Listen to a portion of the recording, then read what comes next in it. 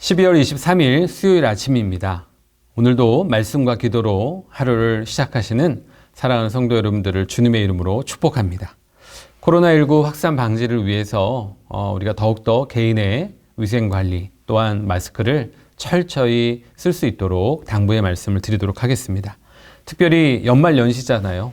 모임들을 최소화해 주시고 다중이용시설을 삼가해 주시고 타지역 이동도 자제해 주시기 바랍니다.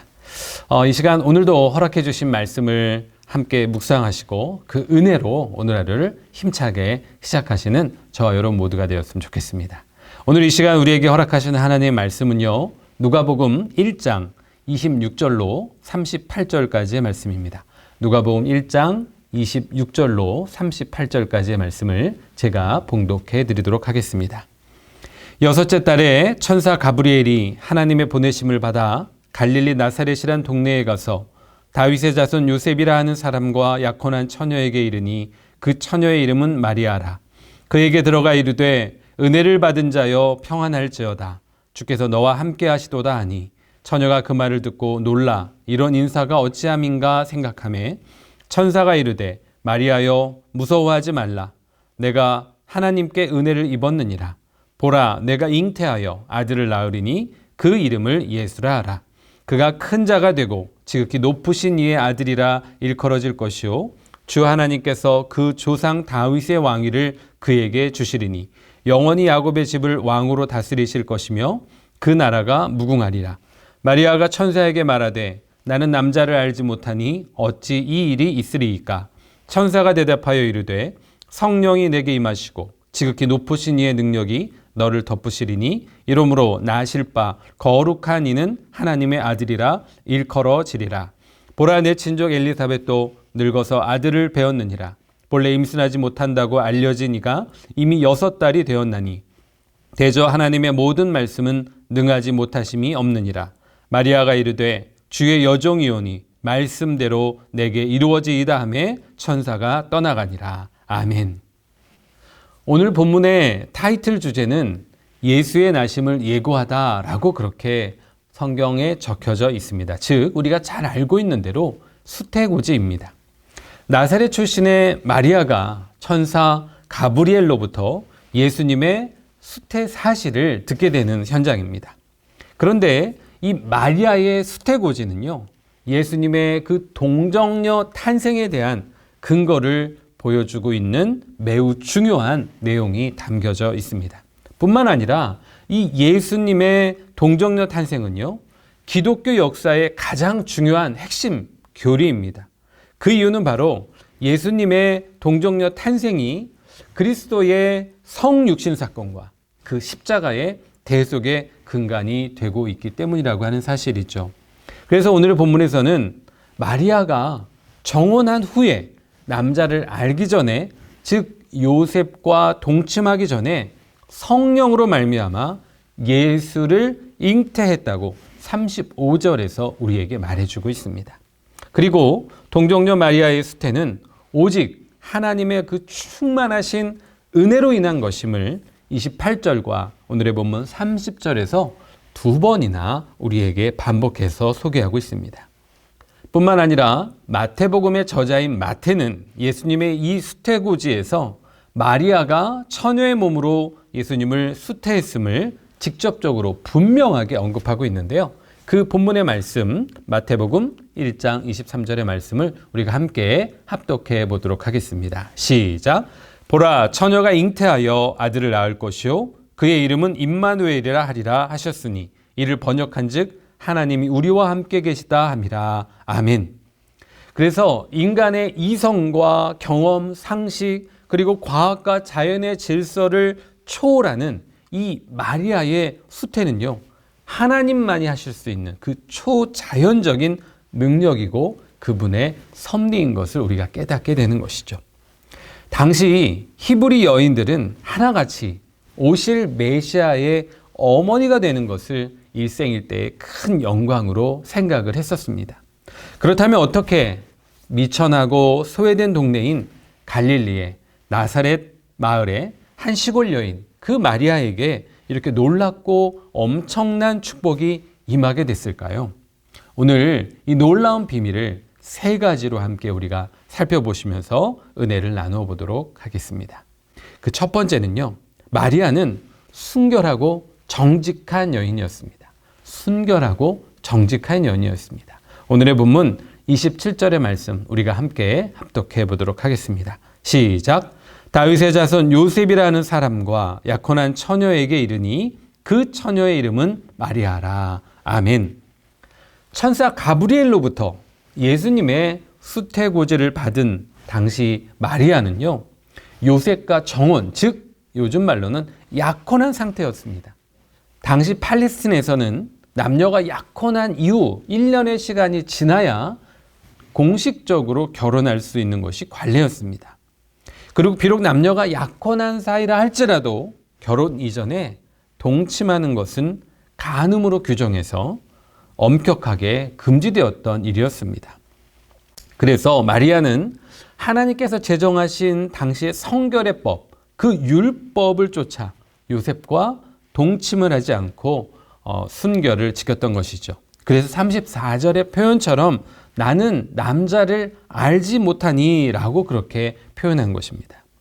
이렇게 하나님의 그 거룩한 법을 쫓아 자신의 육신의 욕망을 절제하며 여성으로서 정결함과 정숙함을 지켰던 마리아는 결국 하나님의 그 초자연적인 방법을 통해서 예수님의 육신의 어머니가 되는 놀라운 은총을 잊게 되었던 것입니다. 하나님께서는 당신의 그 거룩하신 법을 쫓아 육신의 정절을 지키는 자를 통해 당신이 원하시는 그 놀라운 구속사역을 이루어 가시는 것이죠. 그 이유는 바로 하나님께서 거룩하신 분이시고 성결하신 분이시기 때문입니다. 또한 우리 몸은 하나님의 영이 거하시는 하나님의 전이기 때문입니다.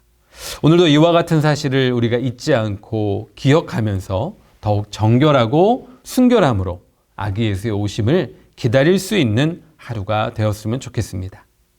오늘 이 시간 우리가 함께 살펴볼 두 번째는요, 마리아는 믿음의 여인이었습니다. 마리아는 믿음을 가진 여인이었다라고 하는 것이죠. 오늘의 본문 34절의 말씀을 우리가 함께 합독하도록 하겠습니다. 시작. 마리아가 천사에게 말하되 나는 남자를 알지 못하니 어찌 이 일이 있으리까. 아멘.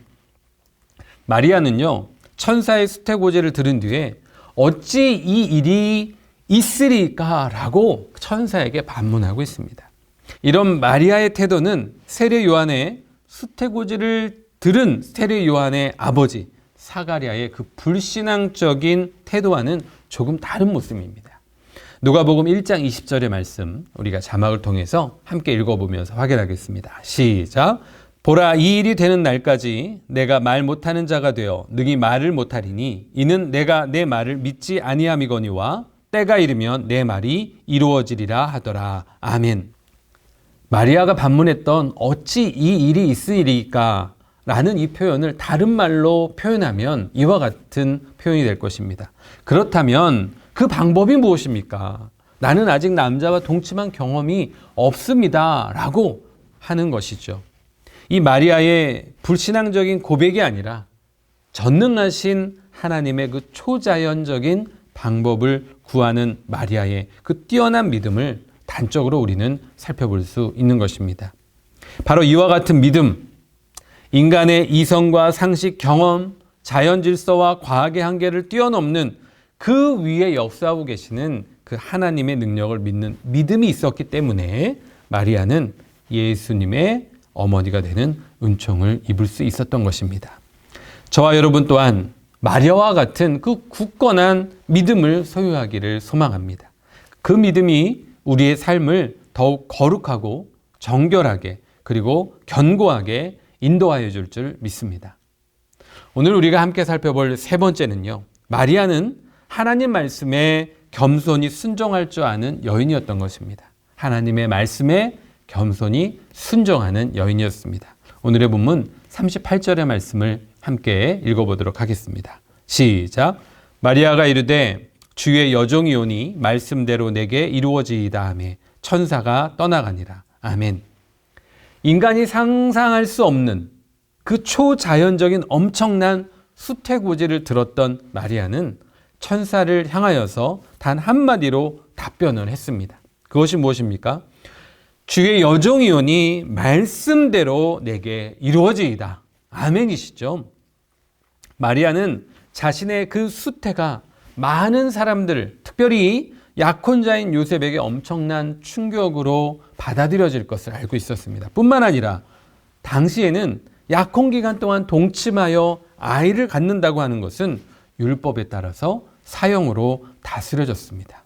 어쩌면 이 일이 무엇보다도 마리아 스스로에게는 생명의 큰 위협이 될 수 있었던 일이었습니다. 그럼에도 불구하고 마리아는 다른 사람들로부터 부정한 여인이라고 의심을 받고 자신의 생명의 위험을 감수하면서까지 조용히 기다리며 그와 같은 자세로 하나님의 뜻이 이루어지기를 간구하였다라고 하는 것이죠. 이런 마리아의 순종적인 자세, 자신을 가리켜 주의 여종이오니 라고 표현한 그 표현 가운데 마리아의 겸손함을 우리는 살펴볼 수 있죠. 이렇게 자신의 모든 희생을 감수하면서까지 하나님의 뜻에 순종하며 하나님의 뜻이 성취되기를 간구하였던 마리아의 그와 같은 마음이 참 귀한 것입니다. 저와 여러분 또한 마리아와 같은 그 순종과 겸손으로 하나님의 은혜를 받기에 충분한 그릇이 되기를 간절히 소망합니다. 사랑하는 성도 여러분, 오늘날 많은 성도들은요, 하나님께 기도하며 간구합니다. 하나님의 큰 축복을 받게 해달라고요. 그런데 기도하거나 간구하는 것만큼 큰 축복을 얻지 못하는 경우가 많습니다. 그 이유는 본인 스스로 그 은혜를 사모하지 않고 있기 때문이죠. 또한 구하는 것이 개인의 정욕만을 위한 것을 구하고 있기 때문입니다. 그 축복의 비밀은 오늘 본문을 통해서 우리가 살펴보았듯이 마리아의 이 수태고지를 통해 명확하게 그 비밀을 우리에게 알려주고 있습니다. 우선은 자신의 몸과 마음을 정결하게 하고 은혜를 받을 만한 그릇으로 예비하는 것이었습니다. 그리고 하나님의 은혜가 자신에게 임할 것을 믿는 것이었죠. 마지막으로 인간의 방법이 아니라 하나님의 방법대로 은혜가 임할 수 있도록 하나님의 뜻에 겸손하게 순종하는 것이었습니다. 저와 여러분이 하나님으로부터 주어지는 그 은혜를 받을 만한 그와 같은 마음에 준비된 믿음의 성도들이 되었으면 좋겠습니다. 아기 예수의 오심을 기다리는 이 강림절 4번째 주간, 이제 이틀 후면 성탄절을 맞이하게 됩니다. 비록 코로나19로 인하여 많은 제약 가운데 우리가 모일 수 없는 상황이지만 그 성탄의 기쁨과 감격을 잃지 않는 저와 여러분 모두가 되었으면 좋겠습니다. 우리의 심령이 하나님의 큰 은혜를 입기에 충분한 그와 같은 그릇으로 우리가 믿음의 여정을 달려나갈 수 있는 저와 여러분 모두가 되시기를 주님의 이름으로 축원합니다.